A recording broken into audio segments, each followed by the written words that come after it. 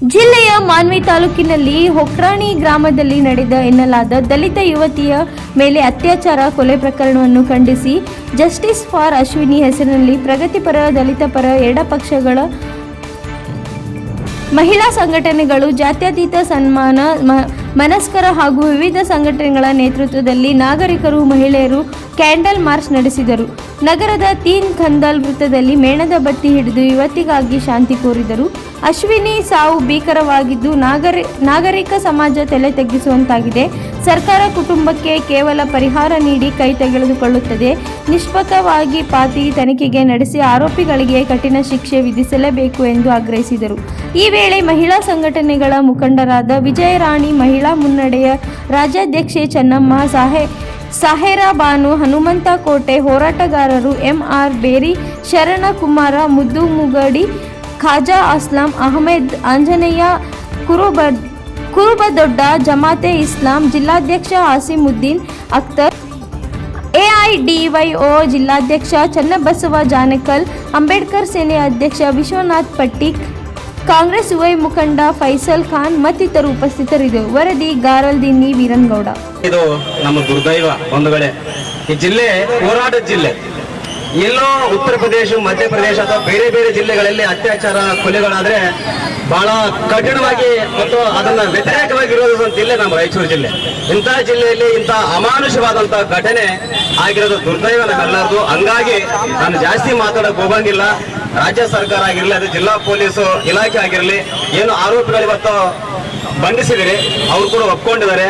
ಇಂತಹ ಘಟನೆ ರಾಯಚೂರು ಜಿಲ್ಲೆಯಲ್ಲ ಯಾವುದೇ ಜಿಲ್ಲೆಯಲ್ಲಿ ಆಗ್ಬಾರ್ದು ಅಂತಂದ್ರೆ ಅಂತ ಆರೋಪಿಗಳನ್ನ ಕೂಡಲೇ ಗುಂಡಿಕ್ಕುವಂತ ಕೆಲಸ ಮಾಡಬೇಕಾಗಿತ್ತು. ಗುಂಡಿಕ್ಕುವಂತ ಕೆಲಸ ಮಾಡಿದ್ರೆ ಇಂಥ ಘಟನೆಗಳು ಯಾರು ಕೂಡ ಮಾಡ್ಲಿಕ್ಕೆ ಇಚ್ಛೆ ಪಡ್ತಿರ್ಲಿಲ್ಲ, ಆಗ್ಲಿಕ್ಕೆ ಕೂಡ ಆಗಂಗಿಲ್ಲ. ಹಂಗಾಗಿ ರಾಜ್ಯ ಸರ್ಕಾರಕ್ಕೆ ಮತ್ತು ಜಿಲ್ಲಾ ಪೊಲೀಸ್ ಇಲಾಖೆಗೆ ನಾವೊಂದು ಬೇಡಿಕೆ ಅಥವಾ ಮನವಿ ಅಥವಾ ಒತ್ತಾಯ ಪಡಿಸೋದೇನಂತಂದ್ರೆ ಇಂತಹ ಆರೋಪಿಗಳನ್ನು ಕೂಡ ನಾವು ರಕ್ಷಣೆ ಮಾಡೋದು ತಪ್ಪಾಗ್ತದೆ. ಅಂತ ಆರೋಪಗಳನ್ನು ಕೂಡಲೇ ಗುಂಡಿಕ್ಕಿ ಈ ಅಶ್ವಿನಿಗೆ ಮತ್ತೆ ರಾಣಿಯಮ್ಮಗೂ ಕೂಡ ಕೂಡಲೇ ನ್ಯಾಯ ಒದಗಿಸ್ಕೊಡ್ಬೇಕಂತ ನಾನು ಈ ಸಂದರ್ಭದಲ್ಲಿ ಇವತ್ತು ನಾವು ಅಶ್ವಿನಿ ಅವ್ರ ಮನೆಗೆ ಹೋಗಿ ನೊಂದ ಕುಟುಂಬದ ಜೊತೆಯಲ್ಲಿ ನಿಂತು ಮಾತಾಡಿ ಬಂದಿದ್ವಿ. ಇವತ್ತು ಅಧಿಕಾರಿಗಳು ಕೂಡ ಅವತ್ತು ಅವರು ಕೂಡ ಬಂದಿದ್ರು. ನಾನು ಹೋಗಿದ್ದೆ ಎಲ್ಲ ಕಡೆನೂ. ಈಗ ನಮ್ದು ಮಹಿಳಾ ಮುನ್ನಡೆ ಸಂಘಟನೆಯಲ್ಲಿ ನಾವು ಈ ತರ ಕೇಸ್ಗಳನ್ನ ನಾವು 2002ರಿಂದನೂ ಇದನ್ನು ಶುರು ಮಾಡ್ಕೊಂಡಿದ್ವಿ. ಈ ತರ ಅತ್ಯಾಚಾರ ಕೊಲೆಗಳಾಗಿರುವಂತ ವಿಚಾರಗಳಲ್ಲಿ ನಾವು ಫ್ಯಾಕ್ಟ್ ಪೆಂಡಿಂಗ್ ಎಲ್ಲ ಮಾಡಿ ಮತ್ತೆ ನಿವೃತ್ತ ಜಡ್ಜ್ಗಳನ್ನ ಕರೆಸಿ ಅದನ್ನ ಪಬ್ಲಿಕ್ ಹಿಯರಿಂಗ್ ಕೂಡ ನಾವು ಮಾಡ್ತಾ ಇದ್ದೀವಿ. ಇವತ್ತು ನಾವೆಲ್ಲ ಕಡೆ ಹೋದಾಗ ನೋಡಿದಾಗ ಅಧಿಕಾರಿಗಳು ಬರ್ತಿದ್ರು, ಅಂದ್ರೆ ಲೋಕಲ್ MLAಗಳು ಅವರೆಲ್ಲ ಬರ್ತಿದ್ರು. ಬಂದ್ರು 2 ನಿಮಿಷ ಮಾತಾಡಿದ್ರು, ಒಂದು ಚೆಕ್ ಕೊಟ್ಬಿಟ್ಟು ನಿಮ್ ಜೊತೆ ನಾವಿರ್ತೀವಿ ಅಂತ ಹೋಗ್ತಿದ್ರು. ಇವತ್ತು ಬಂದಿದ್ರು ಅಧಿಕಾರಿಗಳು. ನಾವು ಅವ್ರ ಜೊತೆ ಅವ್ರು ಇದ್ರೆ ನಮ್ಗೆ ಮಾತಾಡಕ್ ಆಗಲ್ಲ ಅಂತೇಳಿ ನಾವು ಹೊರಗಡೆ ನಿಂತಿದ್ವಿ. ಒಂದೂವರೆ ಗಂಟೆ ಅಧಿಕಾರಿಗಳ ಜೊತೆ ನಿಂತ್ಕೊಂಡು ಮಾತಾಡಿದ್ದಾರೆ. ಅದಕ್ಕೆ ನಾವು ಸ್ವಾಗತನ ಮಾಡ್ಬೇಕು. ಯಾಕಂದ್ರೆ ಯಾವತ್ತು ಕೂಡ ಬಂದು MLAಗಳು ಅಷ್ಟೊತ್ತು ನಿಂತ್ಕೊಂಡು ಮಾತಾಡೋದಿಲ್ಲ. ನಾನು ಅದನ್ನೇ ಅಂದೆ ಅವತ್ತು ಊರವ್ರಿಗೆ. ಇಲ್ಲಿ ನಮ್ಮ ಅಕ್ಕ ಒಬ್ರು ಜೊತೆಗಿದ್ರು, ಇವರು ಬಂದಿದ್ರು. ಹೇಳಿದೆ ಇಷ್ಟೊತ್ತು ಯಾರು ಮಾತಾಡೋದಿಲ್ಲ, ನಿಂತ್ಕೊಂಡು ಬಂದು 5 ನಿಮಿಷ ನಿಂತು ಚೆಕ್ ಒಂದು ತಂದ್ಕೊಟ್ಟು ಹೋಗ್ತಾರೆ, ಪರವಾಗಿಲ್ಲ ಅಂತ ನಾನು ಮಾತಾಡ್ತಾ ಇದ್ದೆ. ಇವತ್ತು ಅವರು ಮನೆಗ ಒಂದು ಹುಡುಗರು ಇದಾರೆ, 2 ಸಂಬಂಧರಿದ್ದಾರೆ. ಇವಳು ಒಬ್ಳೆ ಮಗಳು, ಅವ್ರಿಗೊಂದು ಉದ್ಯೋಗ ಕೊಡ್ಬೇಕು ಅನ್ನೋದನ್ನು ಕೂಡ ಮಾತಾಡಿದೆ. ಮತ್ತೊಂದು 5 ಎಕರೆ ಜಮೀನು ಕೊಡ್ಬೇಕು ಅನ್ನೋದನ್ನು ಕೂಡ ಸರ್ಕಾರ ಮುಂದ್ಗಡೆ ಡಿಮ್ಯಾಂಡ್ ಇಟ್ಟಿದೆ. ಅವರು ನಾವು ಖಂಡಿತ ನೊಂದ ಕುಟುಂಬದ ಜೊತೆಗೆ ಇರ್ತೀವಿ ಅಂತೇಳಿ ಮತ್ತೆ ಒಂದು 6 ತಿಂಗಳು ರೇಷನ್ ಕೂಡ ಕೊಡ್ತೀನಿ ಅಂದ್ರು. ಇದ್ರ ಜೊತೆಗೆ ಇದು ಅಲ್ದೇನೆ ನಾವು ಸರ್ಕಾರಕ್ಕೆ ಇನ್ನೂ ಡಿಮ್ಯಾಂಡ್ ಇಡ್ತೀವಿ. ಇವತ್ತು ಬಿಲ್ಕಿಸ್ ಬಾನುಗೆ ಆದ ಗತಿ ಇದೆಯಲ್ವಾ, ಅವಾಗನೇ ಸರ್ಕಾರ ಸೀರಿಯಸ್ ಆಗಿ ಕ್ರಮ ಆರೋಪಿಗಳ ಮೇಲೆ ತಗೊಂಡಿದ್ರೆ ಇವತ್ತು ಇಷ್ಟು ದೂರ ಇಷ್ಟುವರೆಗೆ ನಮ್ಮ ಮನೆಯೊಳವರೆಗೆ ಇವತ್ತು ಬರ್ತಿರ್ಲಿ. ದಾರುಣ ಘಟನೆಗಳನ್ನ ನಾವು ಇಲ್ಲಿ ಕಾಣ್ತಾ ಇದ್ದೀವಿ ಮತ್ತು ಅದನ್ನ ನಾವು ಇವತ್ತು ವಿರೋಧಿಸ್ತಾ ಇದೀವಿ ಕೂಡ. ಏನು ಲಿಂಗಸೂರಲ್ಲಿ ಕಡಕಲ್ ಗ್ರಾಮದಲ್ಲಿ ರಾಣೆಮ್ಮನವರು ಅಂತಕ್ಕಂಥ ಮಹಿಳೆ ಮತ್ತು ನಮ್ಮ ಸಹೋದರಿ ಇನ್ನೂ ಓದ್ತಾ ಇದ್ರು ವಿದ್ಯಾರ್ಥಿನಿ. ಅಂತ ಒಂದು ವಿದ್ಯಾರ್ಥಿನ ಇವತ್ತೇನು ಕೊಲೆಗಡಕರು ತಮ್ಮ ಒಂದು ಕಾಮ ತೀರ್ಸ್ಕೊಳಕ್ಕೆ ಆಕೆನ ಕೊಲೆ ಮಾಡಿ ಬಾವಿಯಲ್ಲಿ ಬಿಸಾಕ್ತಾರ. ಯಾಕಪ್ಪ ಇಷ್ಟೆಲ್ಲ ದಿನೇ ಈ ಘಟನೆಗಳು ನಡೀತಾವಂದ್ರೆ ನಮ್ಮ ರಾಜ್ಯದಲ್ಲಿ ಕಾನೂನಿನ ಸಡಿಲಿಕೆ ಬಹಳ ಇದೆ. ಅದನ್ನ ನಾವು ತೀವ್ರವಾಗಿ ಖಂಡಿಸ್ತಾ ಇದ್ದೀವಿ. ಮಾನ್ಯ ಗೃಹ ಸಚಿವರೇ, ನೀವು ಕೂಡ ಇವತ್ತಿನ ದಿನ ದಲಿತರಿದ್ದೀರಿ, ಮಂತ್ರಿ ಇದ್ದೀರಿ, ನಿಮಗೆ ಎಲ್ಲಾ ರೀತಿಯಲ್ಲೂ ಕೂಡ ಕಣ್ಣಿಗೆ ಕಾಣ್ತಿದೆ. ಏನ್ ನಡೀತಾ ಇದೆ ಸಮಾಜದಲ್ಲಿ ಅಂತ ಕಣ್ಣಿಗೆ ಕಂಡ್ರು ಕೂಡ ಕಾಣದೇ ಇರೋ ತರ, ಏನೂ ಆಗಿಲ್ಲ ಅನ್ನೋ ತರ ನೀವು ಒಂದು ನಿಮ್ಮ ಪ್ರವೃತ್ತಿಯನ್ನ ತೋರಿಸ್ತಾ ಇದ್ದೀರಾ. ನಾವು ಇದನ್ನ ಖಂಡನೆ ಮಾಡ್ತಾ ಇದೀವಿ. ಮುಂದಿನ ದಿನಮಾನಗಳಲ್ಲಿ ನಮ್ಮ ಹೋರಾಟಗಳು ಜಿಲ್ಲೆಯಾದಂತ ರಾಜ್ಯಾದ್ಯಂತ ನಿರಂತರವಾಗಿ ನಡೀತಾವ. ಈ ಕೊಲೆ ಮಾಡ್ತಿರತಕ್ಕಂತ ಒಕ್ಕರಣಿ ಗ್ರಾಮದ ಆರೋಪಿಗಳನ್ನು ಈಗಾಗಲೇ ಬಂಧಿಸಿದ್ದಾರೆ ನಮ್ಮ ಪೊಲೀಸ್ ಇಲಾಖೆಯವರು.